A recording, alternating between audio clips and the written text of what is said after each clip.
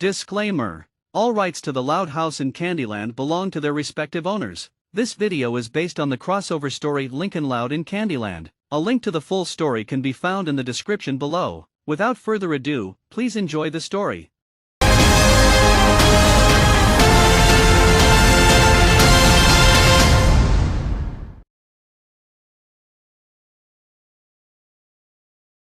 It was a typical Saturday morning at the Loud House, a rather average-looking two-story home nestled in the quiet suburbs of Royal Woods. From the outside, it looked like any other house on the block: freshly trimmed lawn, a cracked sidewalk from years of skateboarding accidents, and a mailbox that had taken more than its fair share of sibling-related abuse. But on the inside, it was anything but ordinary.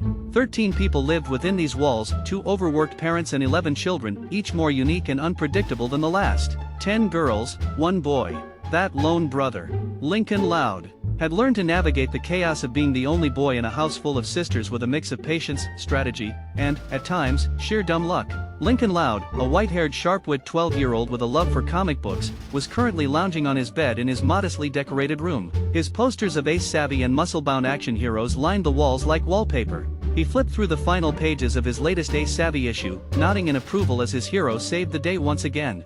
Lincoln stretched with a satisfied sigh. He tossed the comic onto his nightstand and stood up, ready to head downstairs for breakfast. But as he stepped toward his door, something caught his eye. Just across the hallway, in Lisa's room, a strange hum was echoing out, a low-pitched mechanical whir, mixed with the occasional zap of electricity. Curiosity got the better of him. He poked his head inside to see his 4-year-old genius sister, Lisa Loud, surrounded by tools, cables, and blinking control panels. Standing in the center of her room was a towering, metallic machine covered in wires and strange glowing panels. A pair of goggles rested on her forehead as she typed away furiously on a keyboard. Lincoln asked why her room was once again turned into a sci-fi movie set looking like, which Lisa responds that she was in the process of finalizing the construction of one of the most ambitious devices she's ever attempted. Lincoln asked what she meant. Lisa said she was creating a time machine. Lincoln's eyes widened slightly. It wasn't the first time Lisa had messed with time travel. The last time she attempted this kind of thing, the Loud family nearly got wiped from the space-time continuum. He still had nightmares about being stuck in an alternate timeline where Llewellyn's pranks were government-mandated. Lisa explained that she's taken every precaution to ensure that version 2.0 does not repeat the errors of the prototype. Lincoln approached the machine, eyeing its complex design. It definitely looked more advanced than the last version. More stable, sleeker, and thankfully, less explode. Why? Lisa stated that she incorporated quantum stabilizers, chrono-displacement dampeners, and a custom-designed wormhole generator, all child-safe. Lincoln already knew that she needed a test subject, and that he was her test subject as usual, which she affirmed. Lincoln had been roped into so many of Lisa's experiments by now that the idea of time travel again barely fazed him anymore. At this point, it was just another Saturday. Lisa told Lincoln to gather the rest of the family. She wanted them to witness history in the making and sign her waivers. Lincoln chuckled. Of who wouldn't want to see their brother get launched through time before breakfast? He thought. As Lincoln turned to leave the room, the humming of the time machine grew louder, pulsing with raw energy. Whatever Lisa had built, it was no science fair project. This was the real deal. And something told Lincoln that this time, things were going to get a lot stranger than he expected. Downstairs in the Loud House living room, Saturday morning was unfolding in its usual chaotic glory. The TV was blaring a cooking show no one was watching. Lola and Lana were in the middle of a heated argument over a mud-stained tiara, and Luna was practicing riffs on her guitar while Llewellyn prepped for her next comedy set. The scent of burnt waffles lingered in the air, a sure sign that Lynn Sr. had once again attempted a creative breakfast. In the middle of it all, Lincoln Loud entered the room, brushing some dust off his shirt from whatever odd gadget he had just seen in Lisa's lab. Lincoln called to his family. Several heads turned. A few didn't. This was normal for the Louds. Lori asked what he needed and said that she hoped the washing machine wasn't broken again. Lincoln shook his head side to side and told everyone that Lisa wants everyone to come to her room. It was important. Lynn Jr., stretching her arms, asked him if it was another one of her genius experiments that ends in smoke and regret. Lincoln nods. He explains it was a different one. Luna said that her experiments were always the same, and that Lincoln was her guinea pig, and whenever something goes wrong, it affects the whole family and sometimes the town itself. Lincoln assured that Lisa has been working really hard on this one. He wanted the family to at least to check it out. Lola rolls her eyes, clearly still remembering how Lisa almost blew up her pageant dresses last week, and how she still smelled ozone when she opened her closet. Lana smirks, telling Lola that nothing she does tops Llewellyn's April Fool's pranks. Even Lana still twitch when she hears wind-up toys. Llewellyn laughs as she tells one of her jokes, which the family groans in unison.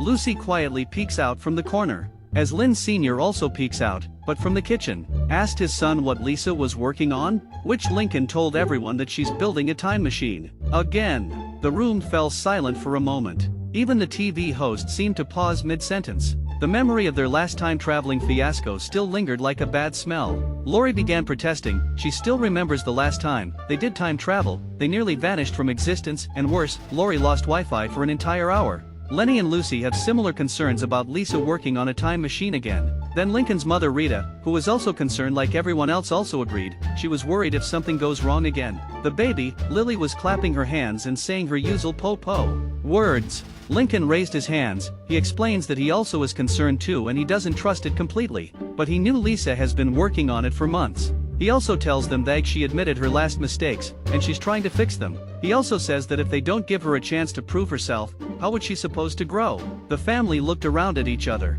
There was hesitation in every glance, but also a quiet understanding. Lincoln had a point, and for all her faults, Lisa was a genius. Eventually, the silence broke.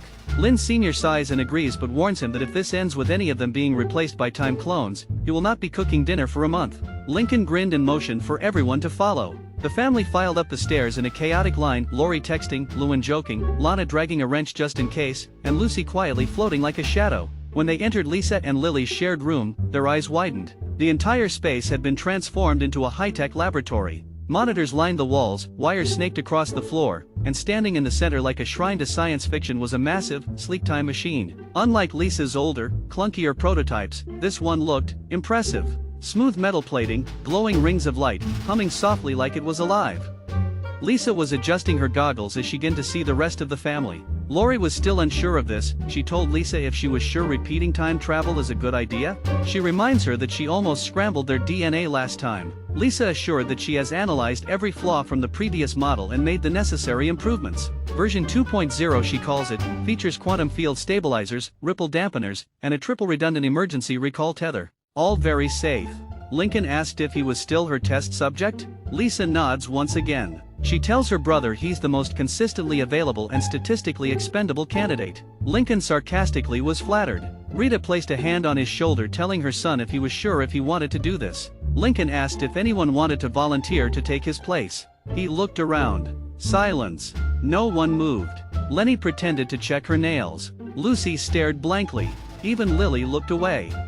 Lincoln was not surprised. He turned to Kisa and told her what he needed to do. Lisa gestures to the central chamber of the machine. She informs him that the rings around him will calibrate his molecular structure and lock onto a fixed temporal destination. Lincoln barely understood half of what she said but nodded. He stepped into the middle of the machine. The glowing rings began to rise around him. The air shimmered. He could feel the machine humming beneath his feet, like standing on the edge of a thunderstorm. Lincoln asked what was next. Lisa began the activation process. She rushed to her control station, her tiny fingers flying across the keyboard. Lights blinked, gears spun, and the machine let out a deep hum. The air grew thick with energy. The family took a cautious step back. Then, it began to sparkle. Lincoln was a little worried. He asked Lisa if the machine was supposed to be sparking. Lisa wasn't expecting that. She frantically tapped at her console, eyes darting over warning messages. Lori was getting even more worried seeing everything. Lisa looks at her calculations. Apparently, the core was overloading. The temporal alignment was off, the machine was malfunctioning. Lynn Jr. groans loudly knowing she knew something wrong would happen. The machine let out a rising whine, louder, higher, like a scream building up.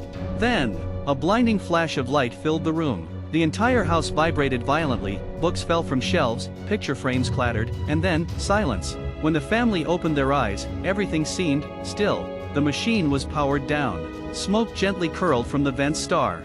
Luna coughing asked if everyone was okay. Lori was about to say something about swearing if she lost one of her eyebrows until their mother Rita panicked and screamed where was her son Lincoln. Everyone turned toward the center of the time machine. The chamber was empty. Lincoln Loud was gone. Lisa's eyes widened in shock. The echo of the machine's final blast still reverberated faintly in the walls. The smoke curled upward, leaving a faint smell of ozone and scorched copper. Everyone stood motionless in Lisa and Lily's room, their eyes fixated on the center of the machine, the spot where Lincoln had just stood moments ago. Now, it was empty. Gone star. Lisa began to panic. She sprang into motion, practically leaping across her room to her command station. Her fingers clacked furiously against the keys, her goggles slipping down over her eyes as she typed at lightning speed. Multiple error messages popped up on the screen. Red. Blinking. Warning tones filled the room, echoing like alarms in a sinking ship. Lori was asking Lisa what had just happened. Lisa tells them that something overloaded in the energy core. The chronostabilizer, IT spiked. Even she didn't understand how. Apparently to her knowledge, Lincoln was supposed to stay within localized temporal space. Lenny was hugging herself nervously thinking that her little brother was gone. Lisa slammed her fist on the desk, even she didn't even know where he went.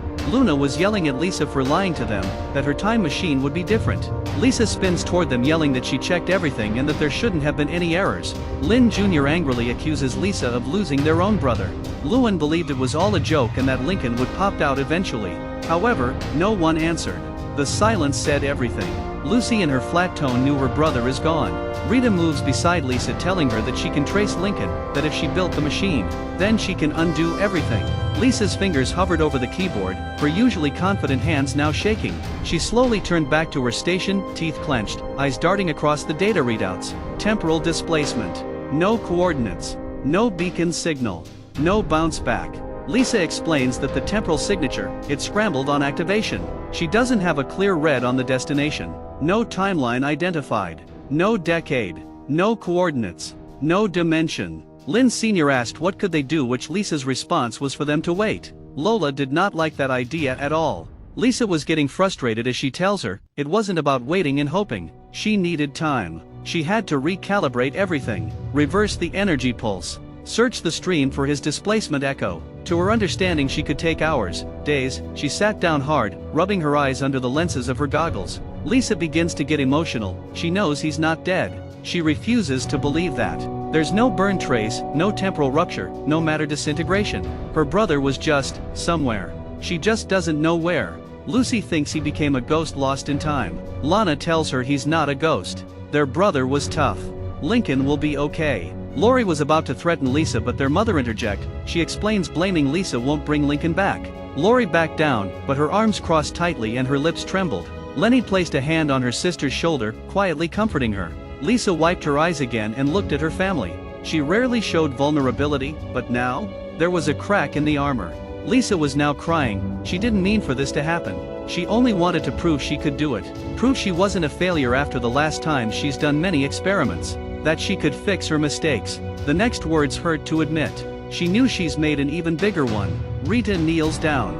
She explains that she is not a failure. She believes her daughter is smart. She believes she can bring Lincoln back. Lisa took a deep breath and sat up straighter. Her goggles slid back into place with a click. Her fingers hovered over the keyboard with new focus. Lisa will track him, didn't care how long it would take, she would, and will, bring their brother back. As the family slowly exited the room to give her space, the screen in front of Lisa flickered again. For a split second, no longer than a blink, a single frame of static passed across the monitor. She didn't even notice it. Not yet. And somewhere, far beyond their world, Lincoln Loud lay unconscious on a cold, tile floor. Strange music echoed faintly. The air smelled like cotton candy, and something else. But back in Royal Woods, no one knew where he had gone, only that he was no longer home.